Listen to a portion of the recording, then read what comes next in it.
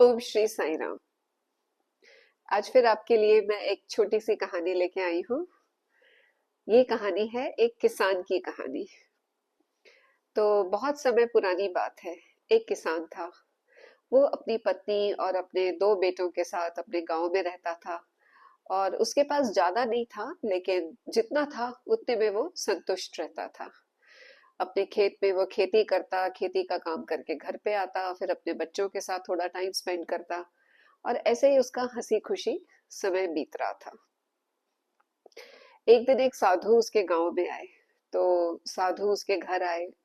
तो उन लोगों ने साधु को भिक्षा दी। तो साधु ने उससे किसान से बात करी और उससे पूछा कि भाई तुम थोड़ी देर भगवान का नाम भी लिया करो। वैसे तुम अच्छे आदमी हो, तुम खेती भी करते हो, सब अपने बच्चों को, पत्नी का, सबका ख्याल रखते हो। थोड़ा समय भगवान को भी दिया करो और थोड़ा नाम स्मरण किया करो। तो वो किसान बोला, महाराज इच्छा तो बहुत होती है मेरी। बड़ा मन करता है कि मैं भी अपनी माला लेके हाथ में और जपूं भगवान का नाम। लेकिन अभी क्या है, मेरे पास टाइम नहीं है। अभी मेरे पर काम बहुत है। क्या है कि बच्चे छोटे हैं, तो वो तो कुछ कर नहीं पाते, वो तो अभी स्कूल जाते हैं। तो खेतों को तो मुझे ही संभालना पड़ता है। तो आप एक काम करो, आप थोड़े टाइम बाद आओ। तब तक मैं थोड़ा फ्री हो जाऊंगा, बच्चे बड़े हो जाएंगे, थोड़ा वो भी मेरा हाथ बटाएंगे। तो आप तब आना। तब मैं जरूर आपसे मंत्र की दीक्षा लूंगा। साधु ने कहा ठीक है। और साधु वहां से चले गए। वैसे भी रमते जोगी का कोई एक स्थान तो होता नहीं है, वो तो एक जगह से दूसरी जगह, आज यहाँ तो कल वहां। तो साधु तो चले गए। और किसान जो है वो अपनी जिंदगी में बहुत व्यस्त हो गया। उसने खूब मेहनत करी। इतनी मेहनत करी कि उसने अपने छोटे खेत के जो बगल में जो खेत थे वो भी उसने खरीद लिए। और अल्टीमेटली उसके बहुत सारे खेत हो गए और उसकी जबरदस्त जो है कमाई होने लगी। फसल खूब अच्छी होती थी। भगवान की कृपा से बारिश सही समय पे होती थी। मेहनत तो वो करता ही था। बस उसकी जो धन संपत्ति थी वो बढ़ती जा रही थी। जैसे उसके बच्चे बड़े हो रहे थे, वैसे वैसे उसकी प्रॉपर्टी भी बढ़ रही थी। बहुत खुशहाल था वो। जिंदगी में वाकई कोई कमी नहीं थी। पत्नी भी उसकी अच्छी थी। इसी तरीके से कई साल बीत गए। फिर साधु जो है वो उस गांव में लौटे वहां से आते हुए। तो वो उस किसान को मिलने गए। वो देखना चाहते थे कि अब वो कैसा है। तो उन्होंने जाके देखा, किसान अब थोड़ा और तंदुरुस्त हो गया था। थोड़ा सा उसका पेट बाहर आ गया था। गाल थोड़े ज्यादा फूले हुए और लाल। और मूंछों में हल्की सी सफेदी आने लगी थी। साधु ने पूछा, कैसे हो? बोला, महाराज बस आपकी कृपा है, सब बढ़िया चल रहा है, कोई कमी नहीं है। आपकी कृपा से इतनी बढ़िया खेती हो रही है कि मैं क्या बताऊं। और बहुत अच्छे दाम मिले हैं मुझे फसल के। तो सब कुछ बढ़िया चल रहा है। तो ये सुनकर के साधु हंसे और बोले, अब तो लगता है तुमने काफी धन संपत्ति का अर्जन कर लिया, तुम्हारे परिवार के लिए काफी होगा। अब तुम मंत्र दीक्षा लेने के लिए तैयार हो क्या? तुम अब थोड़ा समय निकाल सकते हो भगवान के लिए? अब किसान बोला, ऐसा है महाराज, करना तो चाहता हूं मैं।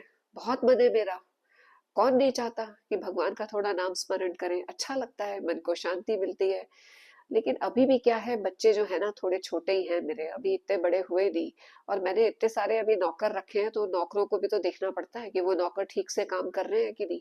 अगर वो मैं उनको न देखूं कि वो खेतों में जाके ठीक से संभाल रहे हैं कि नहीं फसल को, तो 2 दिन में सब चौपट हो जाए।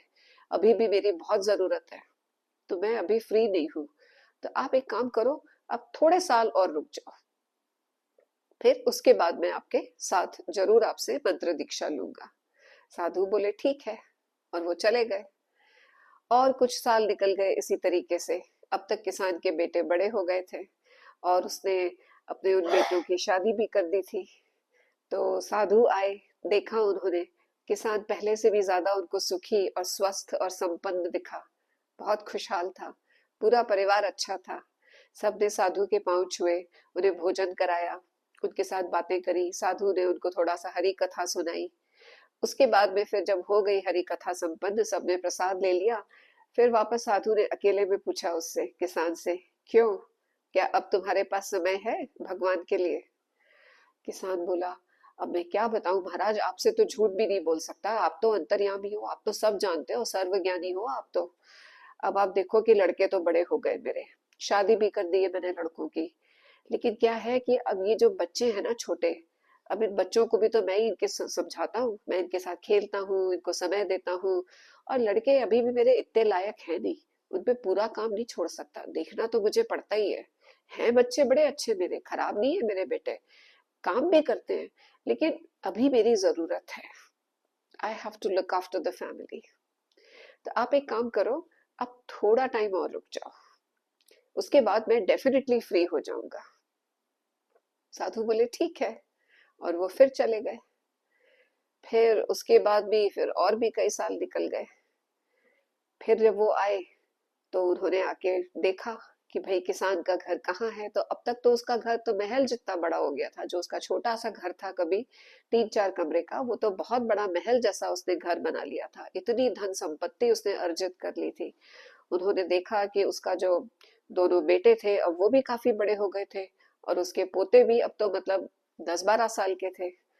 तो जाकर के वो गए वहां पे, उनका खूब स्वागत किया, पूरा परिवार उनको जानता था कि ये वो साधु है जो जिन्होंने आशीर्वाद दिया था, और जिनके आशीर्वाद के फल स्वरूप हमारी इतनी उन्नति हुई है, इतनी हमारे यहाँ सब अच्छा चल रहा है, ये इन्हीं के आशीर्वाद का फल है।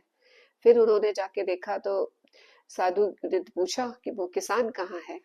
तो किसान की पत्नी ने अपने आंसू पोंछ लिए और बोली, क्या बताऊं महाराज, अभी इसी सर्दियों में गुजर गए, किसान की तो डेथ हो गई थी। साधु ने कहा, अच्छा क्या कर सकते हैं, ये तो विधि का विधान है, जब जब जो जो होना है तब तब सो सो होता है। लेकिन तभी अंदर से एक छोटा सा कुत्ता भौंकता हुआ आया। साधु ने उसको देखा बड़े इंटरेस्ट से, बड़ा प्यारा कुत्ता था, और साधु को देखकर वो पूंछ हिलाने लगा खुश होकर के। साधु ने पूछा उससे, किसान के बेटों से, कि ये कुत्ता तुमने कब पाल लिया। तो बोले, अभी पिताजी के गुजरने के कुछ दिन बाद। बच्चे बड़े उदास थे कि भाई दादाजी चले गए, बच्चों को बड़ी याद आती थी दादाजी की। तो तभी ये कुत्ता मिला सड़क पे, तो बच्चे घर ले आए, तो हमने भी पाल लिया कि चलो बच्चों का मन लगा रहता है। तो जब से ये कुत्ता आया है तब से बच्चे बड़े खुश हैं। साधु मुस्कुरा दिया। वो उस कुत्ते को पहचान गए थे।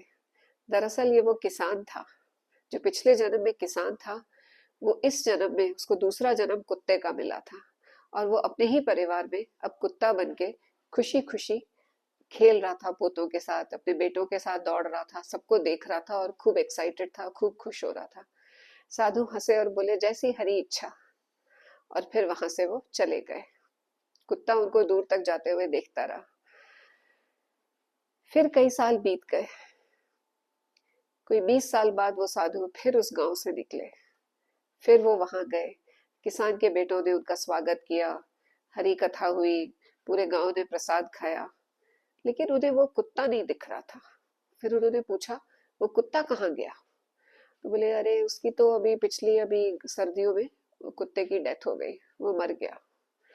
उसकी भी उम्र हो गई थी इतनी, इतना तो कुत्ते कहाँ जी पाते हैं, वो तो बहुत जी गया फिर भी, पर चला गया। साधु बोले, अच्छा। फिर उन्होंने ध्यान लगाया आंखें बंद करके, तो मुस्कुराए। उसके बाद वो उन्होंने देखा कि वो जो किसान था, जो पहले जन्म में किसान था, दूसरे जन्म में उसको जो इतना ज्यादा जो उसका अटैचमेंट था, इतना उसके अंदर था अहम भाव, मैं, मेरा, मी, माइन, मेरा परिवार, मैं, इसको मामकार बोलते हैं। इसकी वजह से वो अपने ही परिवार में कुत्ता बन के आया था। उसके बाद में अब जब उसकी मृत्यु हुई, तो अब वो एक सांप बन के उसी घर में नीचे रह रहा था, तहखाने में, जहां उसने अपना सारा धन गाड़ा हुआ था। क्योंकि उसके पास इतना धन था, इतना धन था, कि उसने बहुत सारा धन नीचे गाड़ के रखा हुआ था, और उसी धन की वो रक्षा कर रहा था सांप बन के। उसका जो मोह था वो अपनी प्रॉपर्टी से था, अपने बेटों से भी था, पोतों से भी था, लेकिन अपनी प्रॉपर्टी से सबसे ज्यादा था, उसको वो छोड़ नहीं पा रहा था, और इसीलिए वो उसकी रक्षा कर रहा था वही सांप बन के बैठ के अब इस जन्म में। तो साधु ने उसके किसान के बेटों से कहा, तुम्हें एक बात बताऊं। तो वो बोले, हाँ बताइए महाराज।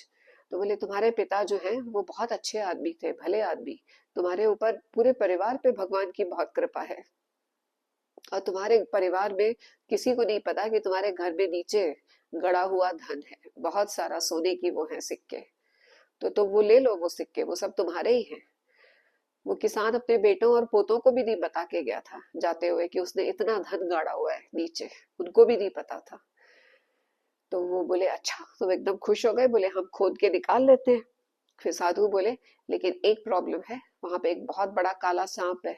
वो सांप उस धन की रक्षा कर रहा है, वो छोड़ेगा नहीं उस धन को। तो पहले तो तुम्हें उस सांप से निपटना होगा, फिर तुम्हें धन मिलेगा। लड़के अपनी आस्तीन ऊपर करते हुए बोले, हम भी देखते हैं किसकी इतनी हिम्मत जो हमारे और पैसे के बीच में आए। हमारा पैसा है, हमारे घर में है तो।